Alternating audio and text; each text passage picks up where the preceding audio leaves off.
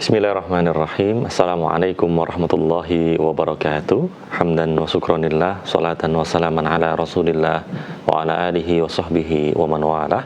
Amma ba'du.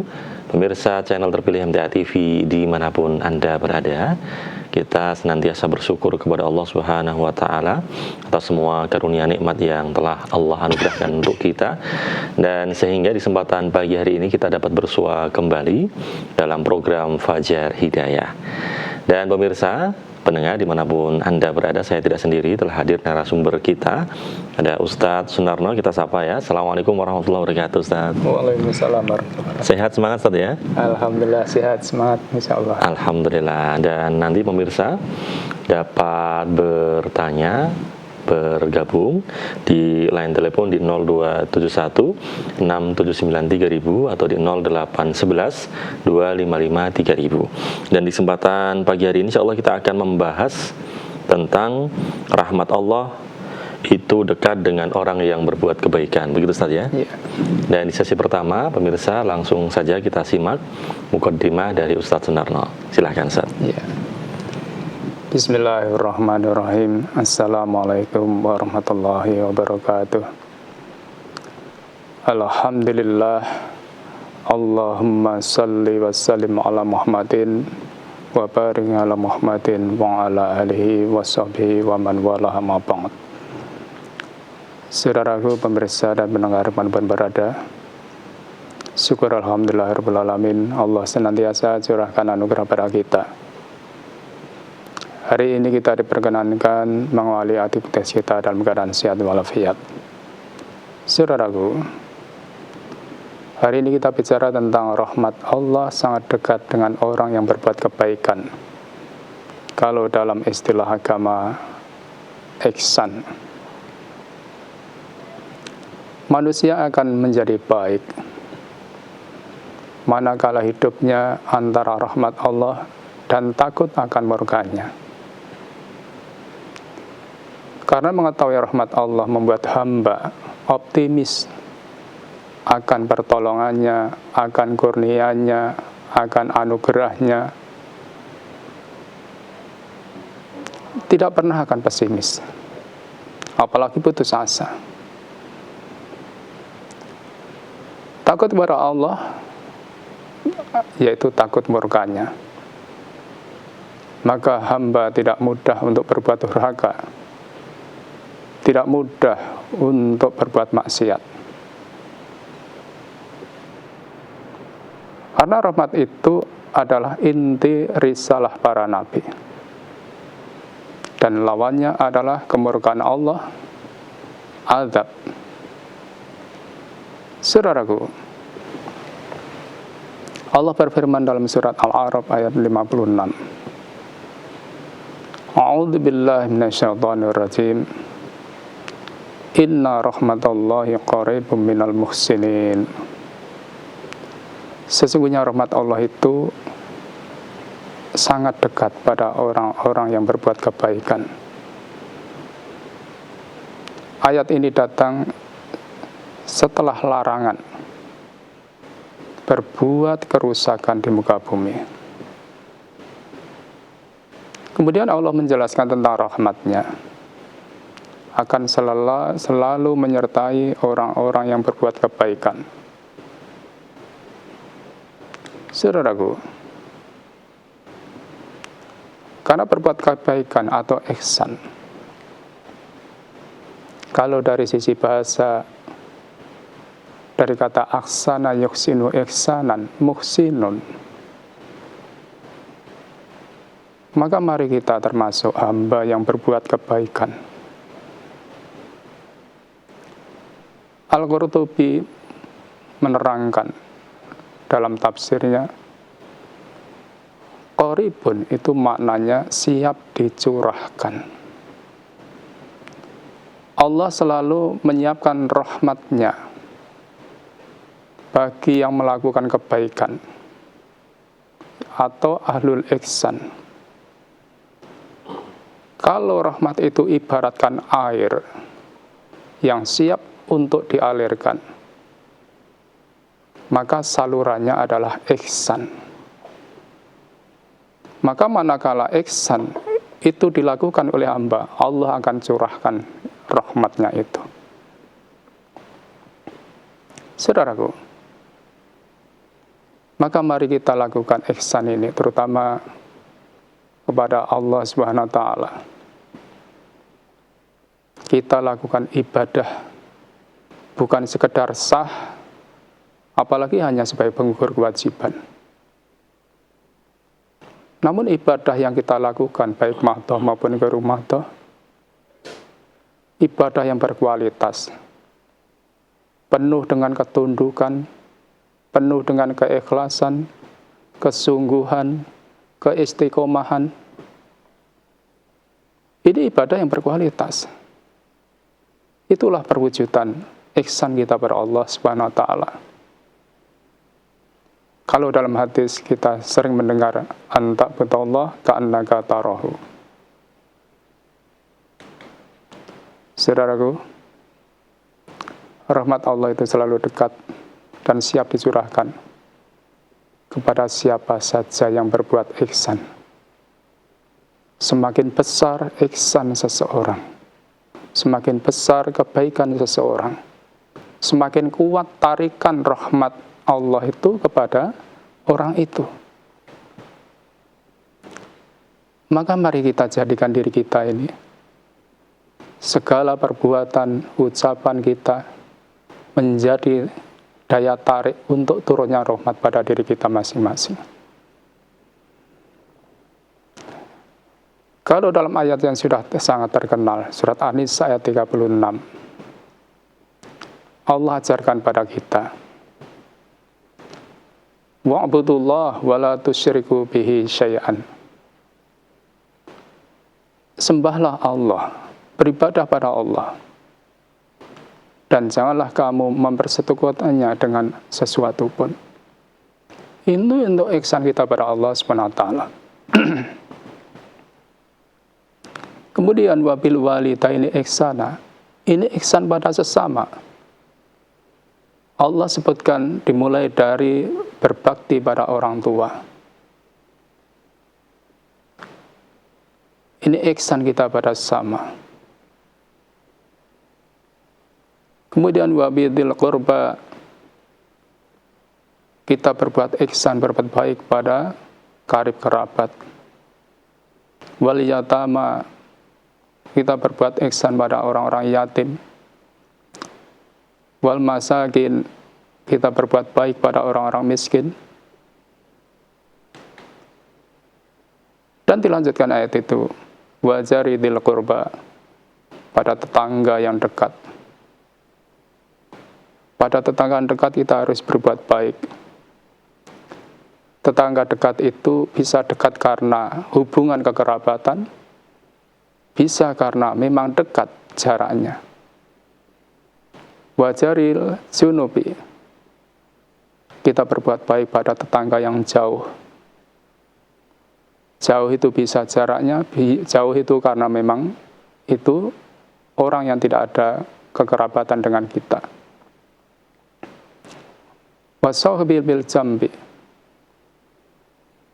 pada teman sejawat. Maka dengan teman-teman kita seperjuangan, jangan sampai kita berbuat yang tidak baik. Mari kita berbuat yang baik. Kemudian wabun as-sabil, pada teman seperjalanan. Wa ma malakat aimanukum, kalau dulu perbudakan, sekarang tidak ada. Kalau kita punya pembantu rumah tangga, berbuatlah yang baik. Kemudian kita diajarkan juga, innallaha la yuhibbu man kana mukhtalan fakhur. Sebenarnya Allah tidak menyukai orang yang sombong, lagi membanggakan diri. Saudaraku, Nabi kita Muhammad SAW dalam hadis Bukhari nomor 5997, hadis itu sudah sangat terkenal pada kita.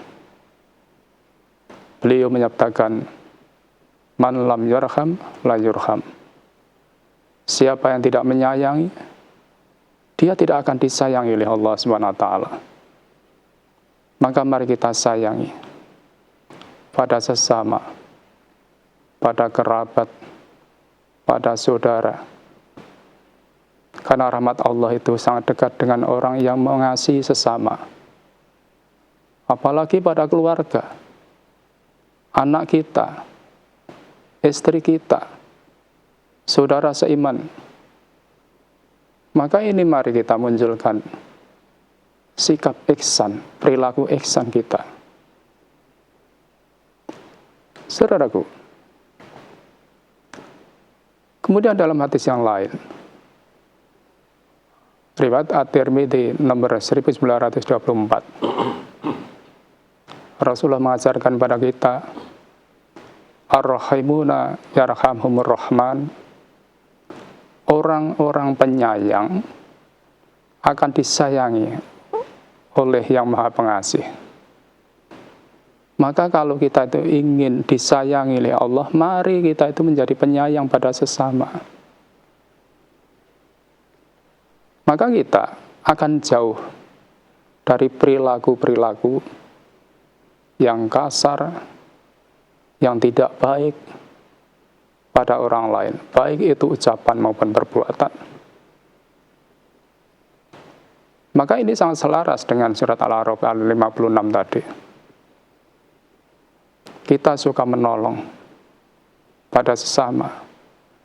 Itu juga menjadi pengundang datangnya rahmat. Kalau Rasulullah bersabda dalam hadis Muslim nomor 2699, Wallahu fi auni al-abadi maka al-abadu fi aunil akhihi. Allah selalu menolong hamba selama hamba itu menolong saudaranya. Ini adalah wujud kedekatan rahmat. Kedekatan rahmat Allah pada hamba. Ini bentuk perilaku yang akan mendatangkan rahmat. Rahmat itu ada rahmat umum. Kalau rahmat umum itu sudah kita pahami. Allah akan berikan pada siapapun. Baik orang Islam maupun tidak Islam. Namun ini yang kita bicarakan rahmat khusus. Rahmat khusus itu hanya diberikan pada hambanya yang beriman. Hambanya yang bertakwa. Allah berfirman dalam surat Al-A'raf 156 itu, Fasa'aktubuhal ladzina yattaqun wa yu'tuna az-zakah wal ladzina hum bi ayatina yu'minun. Maka akan aku tetapkan rahmatku untuk orang-orang bertakwa, orang yang menunaikan zakat, dan orang-orang yang beriman pada ayat-ayat kami. Rahmat khusus itu bisa berupa hidayah. Kita bersyukur pada Allah. Kita dibimbing dalam kehidupan kita ini menuju kepada kebenaran. Ini rahmat. Kita dibimbing untuk menuju pada tauhid yang lurus. Bukan tauhid yang salah, bukan tauhid yang bengkok. Ini rahmat. Kita dibimbing untuk punya sikap teguh pendirian, teguh keimanan. Kita diberikan kemujahadahan, kesungguhan. Dan kita juga diberikan keistiqomahan. Ini semuanya adalah rahmat Allah yang diberikan pada hamba yang beriman. Rahmat juga bisa berarti ampunan. Maka mudah-mudahan dengan segala kekhilafan, kesalahan, kekeliruan kita diampuni oleh Allah Subhanahu wa taala. Rahmat juga berupa taufik. Kita diberikan kekuatan, kemampuan untuk melakukan kebaikan, untuk melakukan ibadah, dan juga untuk meninggalkan kemaksiatan, kedurhakaan, dan yang lain. Maka ini hanya dengan kebaikan kita akan diberikan rahmat oleh Allah Subhanahu wa taala. Saudaraku, kalau kita ada rahmat pada diri kita, ini bisa kita lihat pada diri kita. Hati kita akan menjadi lembut, mudah tersentuh oleh kebaikan, mudah menerima nasihat-nasihat dari Allah dan Rasul-Nya. Ini berarti hati kita ini hati yang dipenuhi rahmat. Kita bisa istiqomah apapun yang kita lakukan dalam menjalankan perintah agama. Kita mujahadah dalam melakukan kewajiban-kewajiban kita. Ini juga rahmat. Kita juga dimudahkan untuk meninggalkan kemaksiatan, meninggalkan pelanggaran. Maka kalau ini ada, berarti kita insya Allah dalam rahmat. Kita hidup diberikan keberkahan. Hidup yang berkah itu luar biasa. Karena berkah itu tidak bisa diterjemahkan dengan bahasa Indonesia. Kita punya suami yang berkah, punya istri yang berkah, punya anak-anak yang berkah. Rezeki kita rezeki yang berkah. Dan itu pasti akan membawa pada kebaikan-kebaikan kita hidup, dunia dan akhirat. Kalau kita ini mendapatkan rahmat, hidup kita menjadi tenang, tentram, meskipun dengan fasilitas yang sederhana. Ini hidup kita yang dipenuhi dengan berkah. Namun kalau kita ini hidup dijauhi oleh keberkahan, oleh rahmat, naudzubillah, maka hidup kita akan menjadi gelisah. Walaupun harta kita melimpah, namun hidupnya gelisah. Ini berarti jauh dari rahmat. Hati menjadi keras, tidak mudah diberikan nasihat, walaupun nasihat itu dari Allah dan Rasul. Naudzubillah, jangan sampai terjadi. Hati yang keras itu sudah berbahaya, dunia akhirat. Hidup jauh dari keberkahan. Kita sering cekcok, bertengkar. Ini semuanya menunjukkan rahmat itu jauh dari kehidupan kita. Maka kita bersyukur pada Allah. Allah menuntun pada kita lewat Rasul-Nya. Kita dipahamkan pada agama. Yang dengan Islam itulah, dengan Quran, Sunnah itulah, kita ditunjukkan pada jalan-jalan yang akan mendatangkan rahmat Allah pada diri kita masing-masing. Begitulah saudaraku, semoga kita bisa mengamalkan. Terima kasih. Baik, demikian ya pemirsa channel terpilih MTA TV dimanapun Anda berada, mukadimah dari Ustadz Sunarno. Semoga kita semuanya termasuk hamba-hambanya yang senantiasa mendapatkan rahmat dan ampunan Allah Subhanahu wa Ta'ala. Dan pemirsa, kami masih menantikan pertanyaan atau masalah yang nanti hendak ditanyakan kepada Ustadz di line telepon di 0271 679 3000 atau di 0811 255 3000, dan nanti insya Allah kita akan jawab di sesi kedua. Dan sebelum kita membacakan pertanyaan, tentu kita harus melihat beberapa jeda pariwara yang berikut ini. Baik pemirsa channel terpilih MTA TV dimanapun Anda berada, kita masih dalam program Fajar Hidayah di kesempatan pagi hari ini. Dan kita akan menjawab beberapa pertanyaan yang masuk, baik di line telepon di 0271 679 3000 atau di WhatsApp di 0811 255 3000. Sudah ada yang bergabung, kita sapa. Halo, Assalamualaikum. Waalaikumsalam warahmatullahi wabarakatuh. Dengan Ibu siapa, di mana? Dengan Ibu Mulyati di Wonosobo. Silakan Ibu. Ustaz, yang saya mau tanyakan, saya itu udah usia lanjut 78 tahun. Saya selalu mendapat ujian dari Allah. Sekarang baru aja sembuh, baru aja operasi patah tulang. Kira-kira 2,5 bulan sampai sekarang. Dan begitu selama itu saya nggak pernah bisa membaca Al-Quran. Hanya kalau tahsin maghrib itu saya mendengarkan. Selalu diberi ujian yang berat-berat. Insya Allah mudah-mudahan saya kuat dan tabah sabar. Yang saya tanyakan, sholat juga saya nggak pernah menjalankan sholat sunat rawatib karena keadaan yang begini. Bagaimana itu hukumnya? Apakah saya dosa nggak pernah membaca Al-Quran sama sekali selama 2,5 bulan, Ustadz?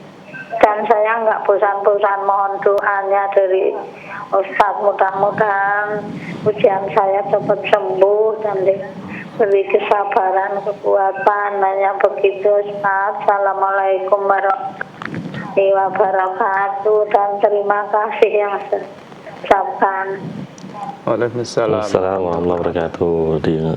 Ibu ya, Allah masbiha, Allah masbiha, Allah masbiha. Jadi ibu ya, yang sedang menjalani ujian dari Allah, apapun itu. Jadi kita sebagai orang muslim ibu, ujian itu suatu hal yang pasti. Karena ujian itu merupakan salah satu bentuk kasih sayang Allah pada orang beriman. Jadi kalau orang beriman itu ujian, jadi sama bentuknya. Namun bagi orang beriman itu sakit, itu ujian. Dan ujian itu Allah berkehendak akan menggugurkan dosa-dosa kita. Barangkali kita diampuni dosa kita justru dari penyakit yang sedang Allah ujikan pada kita. Maka kita mohon pada Allah, di samping kita senantiasa berdoa, kita berusaha untuk berobat secara zahir. Maka kita tidak boleh putus asa. Taruhlah umpama ujian itu sampai akhir hayat kita, justru Allah memanggil kita dalam keadaan bersih tanpa dosa. Itulah anugerah yang Allah berikan pada orang yang sedang ditimpa ujian. Walaupun semuanya itu tidak ada orang yang suka, namun Allah firmankan, asa an takrahu syai'an wa huwa khairul lakum. Apa yang kamu tidak suka itu ada baiknya untuk kamu. Maka kita senantiasa berhusnudzon pada Allah SWT. Maka mudah-mudahan ibu diberikan kesembuhan, namun juga berharap menjadi kafaroh dengan apa yang sedang ibu derita. Itu harapan. Maka kita tetap sabar dan kita terus berusaha mencari obatnya. Mudah-mudahan Allah beri kekocokan. Kemudian berikutnya, ibu barangkali karena gerah tidak bisa membaca Al-Quran. Apa yang bisa ibu lakukan? Mungkin ibu hafal 1 ayat, 2 ayat, baca, itu juga membaca. Lakukan dzikir pada Allah, itu juga kebaikan. Maka tidak ada sesuatu yang tidak baik kalau kita lakukan itu karena mengharap ridha Allah. Ibu dengarkan ketika tahsin, itu sudah bagus, sambil menyemak yang bisa diikuti. Kemudian berikutnya ibu dalam menjalankan sholat, barangkali karena keterbatasannya tidak bisa menjalankan sholat rawatib, itu tidak apa-apa. Yang penting yang wajib senantiasa dijaga. Yang wajib senantiasa dijaga. Karena kondisi ibu gerah, sehingga sholat itu pun hanya mampu menjalankan yang wajib. Itu sudah bagus. Maka terus dijaga istiqomah. Insya Allah semuanya itu akan membawa keberkahan dalam hidup kita. Maka kalau Nabi kita itu memberikan pelajaran pada kaum ibu, seorang wanita apabila menjaga sholat 5 waktunya, menjaga sholat 5 waktunya, menjaga puasa Ramadannya, kalau masih punya suami, taat pada suaminya, menjaga kehormatan diri dan rumah tangganya ketika ditinggal suami, kabarkan bahwa dia surga. Itu hadis Nabi, diantaranya begitu. Maka insya Allah mudah-mudahan ibu tetap sabar dan ikhtiar. Semuanya itu akan menjadi kebaikan pada ibu. Begitu ibu, semoga bisa dipahami. Baik, demikian ya Ibu Mulyani di Wonosobo.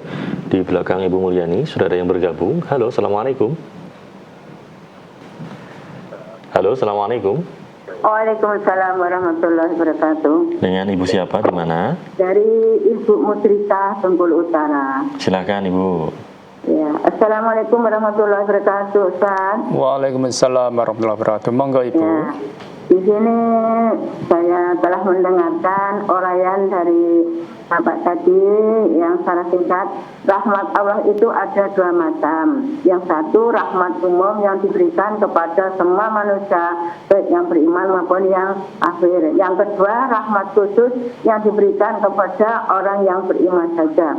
Nah, apakah rahmat ini termasuk pengertian dari Rahman dan Rahim itu, Pak? Nomor 1 pertanyaan saya. Yang kedua, apakah Rahim itu diberikan kepada orang beriman besok di hari kiamat?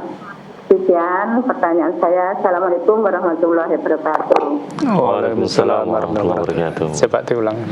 Baik, terkait dengan rahmat ini Ustaz. Tadi Ustaz menjelaskan rahmat yang diberikan secara umum bagi yang beriman maupun yang tidak beriman. Kemudian rahmat yang khusus diberikan untuk orang beriman. Apakah ini makna dari Bismillahirrahmanirrahim Ustaz? Ar-Rahman dan Ar-Rahim. Itu yang pertama Ustaz. Iya. Jadi kalau kita itu Bismillahirrahmanirrahim, itu kan kita itu diajarkan. Jadi bi di situ harfu jar ini lil isti'anah. Kita mohon pertolongan pada Allah dalam melakukan setiap amalan. Tentu amalan yang baik. Ya Maha Pengasih, Maha Penyayang. Iya, Allah Maha Pengasih. Jadi pengasih pada siapa saja. Walaupun orang kafir tetap dikasih sehat, dikasih rezeki, dikasih hidup. Nah, kalau penyayang, yang disayang hanya orang beriman. Itu mudah-mudahan kita termasuk yang disayang. Kemudian yang kedua apa tadi? Yang kedua terkait makna Ar-Rahim dari Ar-Rahman Ar-Rahim itu Ustaz. Apakah itu memang khusus untuk orang beriman nanti di akhirat Ustaz? Iya. Jadi kalau Ar-Rahim itu khusus bagi orang beriman. Ya baik dunia maupun akhirat. Jadi kita ini disayangi Allah, diberikan hidayah di dunia ini. Diberikan dunia hidayah. Kita diberikan kemampuan untuk melakukan ketaatan. Itu rahmat dari Allah. Nah, nanti di akhirat Allah akan berikan pada orang beriman itu surga. Maka mudah-mudahan kita ini termasuk hamba yang dikasihani oleh Allah SWT, disayangi oleh Allah SWT. Maka dengan syarat, mari kita jalani petunjuk-petunjuk Allah, petunjuk-petunjuk Rasul yang diajarkan kepada kita. Begitu Ibu, semoga bisa dipahami. Baik, terima kasih ya Ibu Muslika, semoga bisa difahami. Kita beralih ke WhatsApp ini Ustaz, sudah banyak sekali pertanyaan yang masuk. Yang pertama dari Bapak Nugroho Ustaz di Jogja. Ustadz, mohon nasihatnya bagi orang yang tidak mau bertegur sapa pada sesama, padahal dia juga sudah ngaji Ustaz. Ya. Silakan Ustaz. Jadi orang yang tidak mau bertegur sapa, itu kan kita cuma dibatasi 3 hari. 3 hari itu dalam rangka untuk memulihkan, supaya kita mau bertegur sapa. Namun kalau kita terus tidak mau tegur sapa, itu yang pertama, kita akan dijauhi oleh rahmat. Allah nggak akan turunkan pada kita itu. Allah nggak akan turunkan. Maka kita ini jangan sampai pada sesama orang Islam tidak bertegur sapa sampai lebih dari 3 hari. Maka kalau kita ini sama-sama, apalagi sama-sama orang yang ngaji Al-Quran, ini akan menjauhkan diri kita dari rahmat Allah. Kemudian itu juga akan mendatangkan dosa. Berarti yang lebih dari 3 hari itu hanya dosa yang kita kumpulkan. Naudzubillah. Kemudian kalau kita ini tidak mau bertegur sapa, apalagi cuman hal-hal yang sepele, taruhlah dikatakan begitu ya,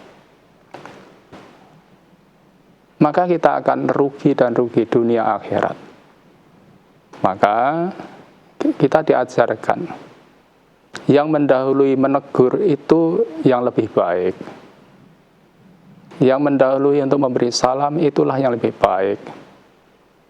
Maka kita tetap menegur. Kalau kita sudah menegur, memberi salam, tidak dijawab, itu yang dosa bukan kita. Yang dosa bukan kita. Maka kalau kita diajarkan didahului untuk tegur sapa. Perkara mereka kelewo-lewo, tidak mau menjawab, yang dosa mereka. Itulah cara Rasulullah. Begitu, semoga bisa dipahami. Baik, kemudian dari Ibu Beta di Semarang. Ustadz, mohon dijelaskan ayat 90 dari surah An-Nahl, Ustadz. Kenapa Allah masih menyebutkan dan memerintahkan untuk berbuat adil? Bukankah adil itu termasuk perbuatan ihsan itu sendiri, Ustadz? Iya. Jadi Ibu ya, kalau kita ini diajarkan dalam ayat ini, A'udzubillahi minasyaitonirrajim. Innallaha ya'murukum bil 'adl.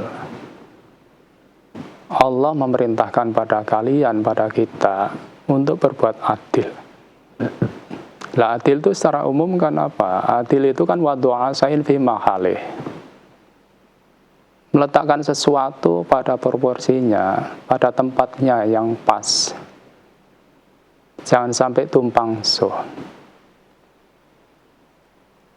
Maka kalau kita adil, contoh umpamanya, kita diajarkan untuk adil pada diri sendiri.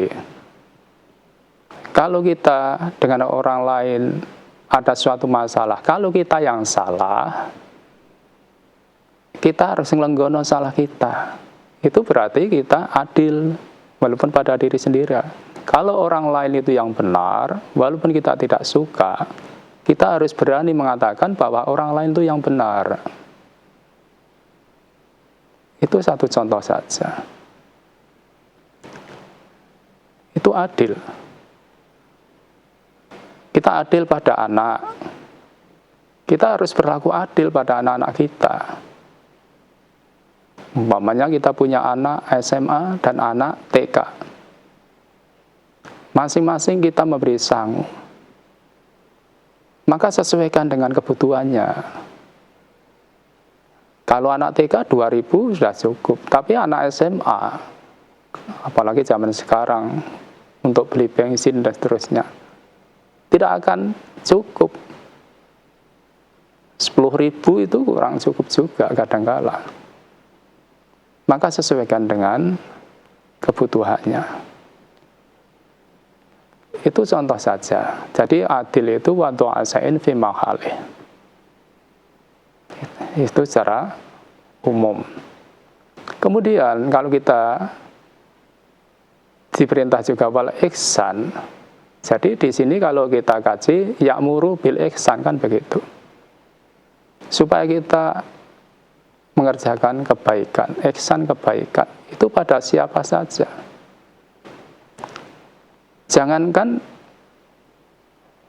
kita ihsan pada sesama manusia, pada binatang pun kita supaya berbuat baik. Jadi kalau kita ihsan, kita dahului ihsan kita pada Allah, sudah seperti apa dalam kita melakukan kewajiban kita. Kalau ihsan itu kan antabutullah ka'annaka tarahu dalam kita beribadah. Sehingga seolah-olah di situ Allah hadir di hadapan kita, maka akan membawa pengaruh pada konsentrasi kekhusyukan diri kita. Kemudian kita ihsan pada orang tua. Kalau kita masih ditunggu orang tua, ihsan pada saudara, bahkan pada binatang pun Nabi mengajarkan untuk ihsan. Ketika menyembelih binatang, itu supaya ditajamkan pisaunya itu dalam rangka ihsan, sehingga binatang itu tidak terlalu lama dalam merasakan sakitnya. Itulah Islam. Maka kita ini diajarkan. Jadi ihsan ini, baik itu kita ihsan pada Allah, kita ihsan pada sesama, bahkan ihsan pada makhluk yang lain, sehingga akan membawa diri kita jadi insan-insan yang senantiasa menampilkan kebaikan dalam kehidupannya. Begitu diantaranya Ibu yang bisa kami aturkan. Terima kasih. Baik, demikian ya Ibu Beta di Semarang. Barangkali kita beri kesempatan untuk penelpon di line telepon. Halo, Assalamualaikum. Assalamualaikum. Waalaikumsalam warahmatullahi wabarakatuh. Dari Bapak siapa, di mana? Di Tulung. Baik, silahkan Bapak. Waalaikumsalam. Ustaz, saya Pak Tunggal di Tulung. Oh iya. Silahkan Pak Tunggal. Nih. Ustaz, saya tuh kalau sholat duha itu seringnya itu ini ya, jam-jam 10 atau jam 11. Dan zuhurnya ini kan jam 11:29 gitu. Menurut ini waktunya masih waktu duka bukan ya Ustaz ya, itu soalnya sekalian ngiras-ngirus gitulah, sekalian wudu, sholat mandi, sekalian persiapan zuhur gitu maksud saya. Itu makasih. Assalamualaikum. Waalaikumsalam warahmatullahi wabarakatuh. Ya Pak Tunggal ya, ditolong ya. Jadi namanya duha Bapak ya. Duha itu menunjukkan waktu. Jadi waktu duha itu matahari mulai sepeninggalan naik.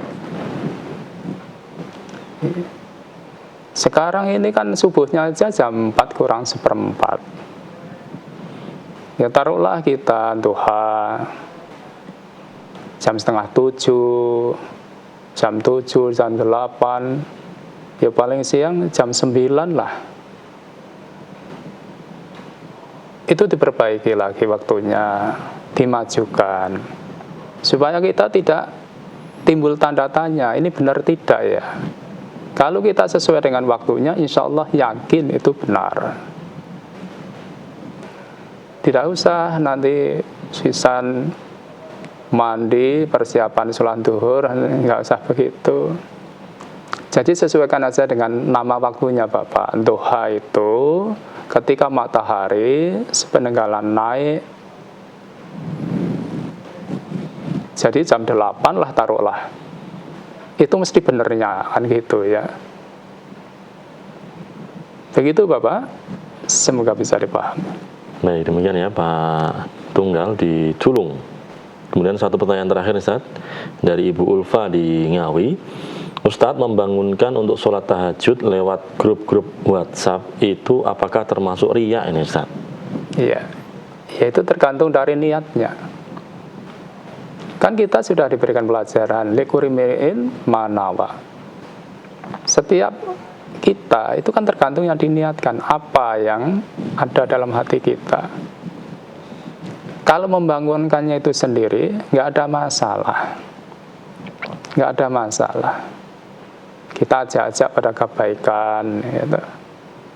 Nggak ada masalah. Lah, yang mendorong kita itu apalah, disitulah yang perlu kita jaga. Kalau kita itu murni karena mengajak pada kebaikan, oh insya Allah tidak termasuk riya. Namun kalau kita memang dalam hati itu ada sedikit saja ingin menunjukkan bahwa saya sudah tahajud, ya Lur, bangun setelah tahajud, saya baru saja selesai umpamanya. Nah itu sudah mengarah ke situ. Kita menunjukkan sesuatu yang sudah kita lakukan. Maka semuanya itu hati kita yang harus kita jaga. Insya Allah tidak ada masalah selama hati ini tetap lurus dalam rangka untuk mengajak kepada kebaikan. Begitu, semoga bisa dipahami. Baik, sekaligus menjadi pertanyaan terakhir Ustaz di kesempatan pagi hari ini. Sebenarnya masih banyak sekali pertanyaannya masuk. Insya Allah kita jawab di kesempatan mendatang Ustaz ya. Insya Allah. Baik, terima kasih Ustaz atas jawaban dan materi kesempatan pagi ini. Sama-sama. Assalamualaikum warahmatullahi wabarakatuh. Waalaikumsalam warahmatullahi wabarakatuh. Baik pemirsa, channel terpilih MTA TV dimanapun Anda berada. Demikian Fajar Hidayah di kesempatan pagi hari ini. Saya Sufyan Al-Ayubi dan segenap kru yang bertugas mengucapkan terima kasih dan mohon maaf atas segala khilaf. Subhanakallahumma wabihamdika asyhadu an la ilaha illa anta astaghfiruka wa atubu ilaik. Assalamualaikum warahmatullahi wabarakatuh.